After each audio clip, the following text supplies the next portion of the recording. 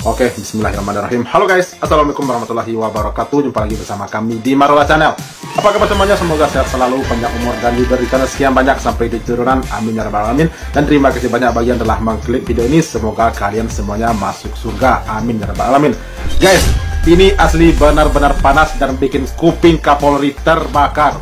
Seorang wanita cantik asal Indonesia yang berdomisili di Taiwan mengaku kecewa dengan sistem yang ada di Indonesia yang terjadi saat ini. Apalagi terkait dengan penegakan hukum, baik itu di kepolisian ataupun para hakim yang dinilainya tidak becus, lamban, dan tebang pilih.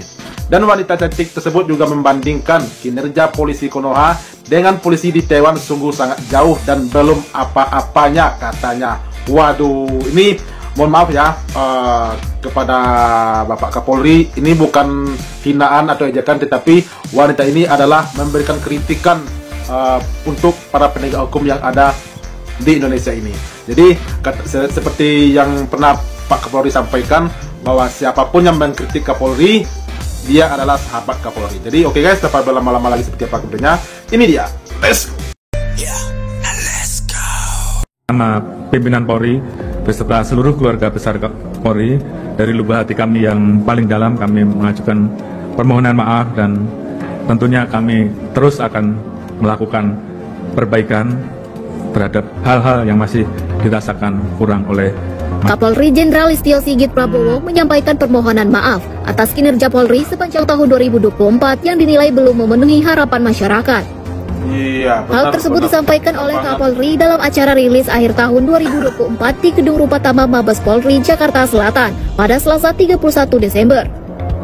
Kapolri menjelaskan bahwa pihaknya melakukan analisa dan evaluasi terhadap 7 juta interaksi di media sosial terkait Polri. Dari keseluruhan interaksi tersebut terdapat sentimen positif sebesar 37%, sentimen netral sebesar 18%, dan sentimen negatif sebesar 46%. Wah, oleh karena itu ia menekankan para personel untuk melakukan pembenahan dan melakukan tindakan yang cepat, seperti merespon permasalahan dengan cepat tanpa harus menunggu menjadi viral. Nggak heran lagi saya kalau misalnya bentar ya, maaf ya. 46% warga Indonesia memberikan sentimen negatif terhadap kinerja Polri selama tahun 2024. Jadi artinya hampir separuh rakyat Indonesia kecewa dengan kinerja kepolisian yang ada selama tahun 2024 ini. Jadi ini adalah tugas dan PR Kapolri untuk membina anak buahnya di tahun 2025 ini. Oke guys, kita lanjut. Polisi di Indonesia, ini bukannya saya mau membandingkan ya, tapi polisi di Taiwan ini ya, tetanggamu aja berisik 5 menit langsung datang kalau misalnya kamu laporin ya, ditelepon aja, nggak perlu ke kantor polisi buat laporan resmi, nggak perlu. Apalagi kalau misalnya kita telepon sifatnya udah mengancam nyawa, udah darurat banget, 5 menit Pak sampai ke rumahmu Pak. Kalau di Konoha nunggu metong dulu orang baru bertindak ya kan, nanti setelah metong, setelah ada kejadian baru klarifikasi sono sini ya. Jangan marah, ini fakta polisi Indonesia ya, polisi Indonesia ojo marah ya kalian ya. Ya benar, itu fakta.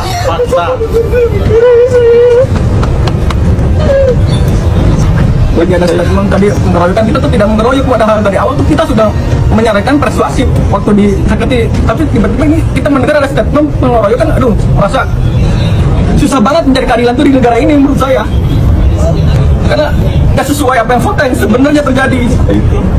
Kita tuh tidak mengeroyok. Waktu bapak saya memeluk di di rest area, waktu itulah dia yang menodongkan pistol disakiti. Makanya ada di video itu kan, gelegar, mana pistol kamu jatuhkan. Bapak saya cuma menyelamatkan untuk menghindari pistol tersebut. Ternyata dari jauh dia dapat pengawalan, ditembaklah ayah saya dari situ. Dan tapi sebetulnya karena pengeroyokan juga kan tidak berpikir resiko kalau orang yang dikeroyok itu mati, ya kan, gitu. Jadi kembali lagi, apalagi mungkin karena tentara juga yang sudah dilatih bagaimana faktor kecepatan, insting segala macam, ya kan. Dan kita sering dengar ada kill or to be kill, ya kan. Jadi video ini baru buat tag hari ini guys. Selalu membela dan terus membela anak buahnya jika terlibat di sini kasus hukum. Ya, di MRT ada, di stasiun ada, tempat keramaian ada, keliling-keliling juga dia tuh di jalan tuh, ya. Terus kalau ada acara-acara event-event gitu, nggak dibayar mereka itu buat menjaga keamanan, nggak ada mereka itu dibayar, ya. Oh ya, satu lagi, polisi di sini tuh perutnya nggak buncit-buncit karena nggak suka makan duit masyarakat. Kalau ungkapannya gue nggak usah ditanya, Dia aja mereka semuanya satu-satu polisi punya kamera ditaruh di dadanya tuh. Pistolnya apa semuanya itu lengkap semua mereka. Walaupun juga mereka punya pistol, nggak asal nembak aja mereka itu orang tuh kagak.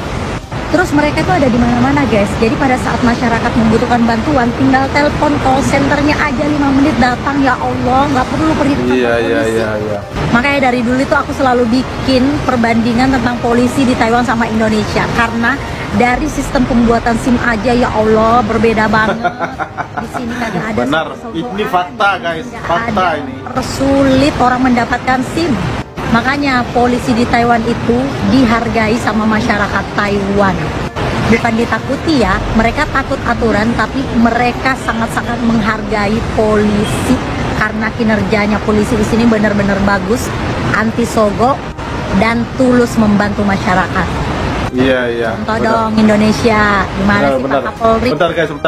Sepertinya statement wanita ini mewakili unek-unek para netizen kayaknya ya.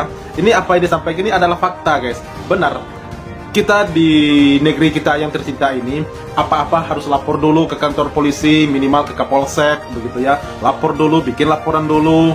Apalagi yang terbaru baru-baru ini sudah melapor minta pendampingan malah ditolak gitu ya. Jadi waduh, memang jauh beda banget seperti yang disampaikan oleh Mbak ini. Kalau di Amerika telepon polisi adalah 911. Kalau di Indonesia telepon polisi nomornya berapa? Ayo kita tanya AI. Oke, di sini gue udah pakai ChatGPT ya. Halo, saya mau bertanya. Kalau di Amerika telepon polisi pakainya 911. Tapi kalau di Indonesia hubungin nomor apa coba? Silahkan jelaskan ke para penonton dengan singkat. Iya. Emang ada? Hubungi polisi di Indonesia, kita menggunakan nomor 110. Ini nomor darurat yang bisa dihubungi jika butuh bantuan dari kepolisian. Pasti 110 itu benar ya, dari semua daerah di Indonesia ya? Iya, benar. 110 adalah nomor darurat nasional untuk menghubungi polisi di seluruh Indonesia. Ya, 110 kalau kata ya. Apakah benar? Kalian coba komen. Bandingkan Mbak negara Taiwan dengan Indo, luas mana? Taiwan mah kecil. Gitu aja terus alasannya orang Indonesia mah. Kalau misalnya ada orang yang tinggal di luar negeri dan berusaha memberikan masukan dan saran atas perbedaan-perbedaan masalah sistem, masalah aturan, masalah hukum, masalah fasilitas yang ada di luar negeri dan compare sama di Indonesia tuh beda jauh banget. Gini terus jawabannya orang Indonesia. Terus mau sampai kapan gini-gini terus jawabannya? Yang lucunya lagi, statement Bapak ini yang bilang kalau misalnya polisi tertembak siapa yang salah? Kayaknya penasehat kepolisian ini butuh nasihat deh ya dari kita masyarakat Indonesia.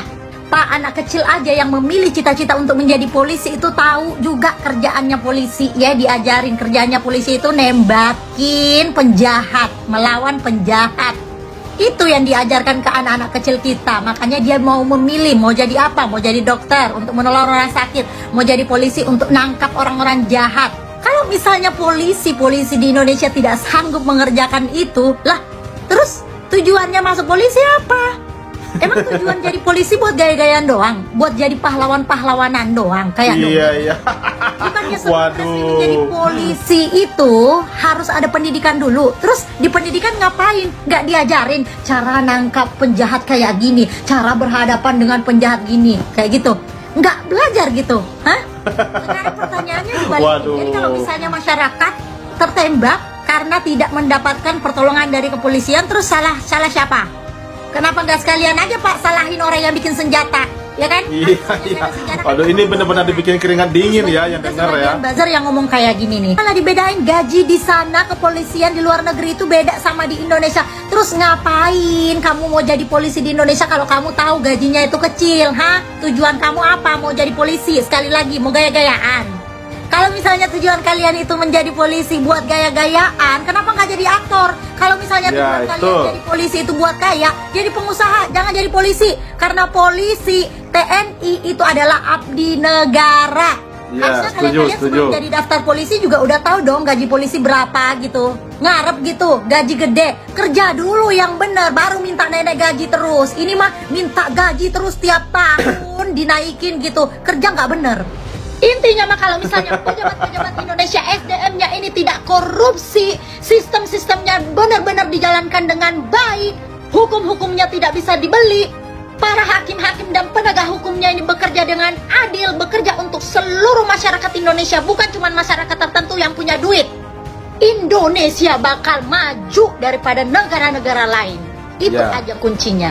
Gak usah buat perbandingan kayak gini-gini lagi, udah klasik banget. Iya. Oh, mantap, luar biasa. Ini benar-benar kritikan pedas ya buat khususnya buat para penegak hukum yang ada di negeri kita ini, guys.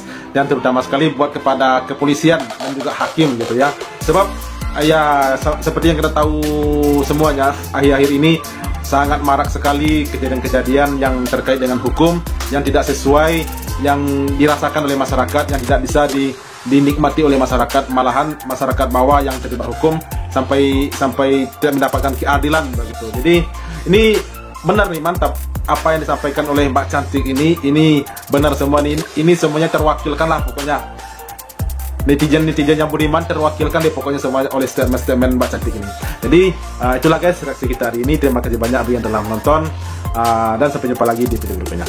Thank you. Thanks for watching.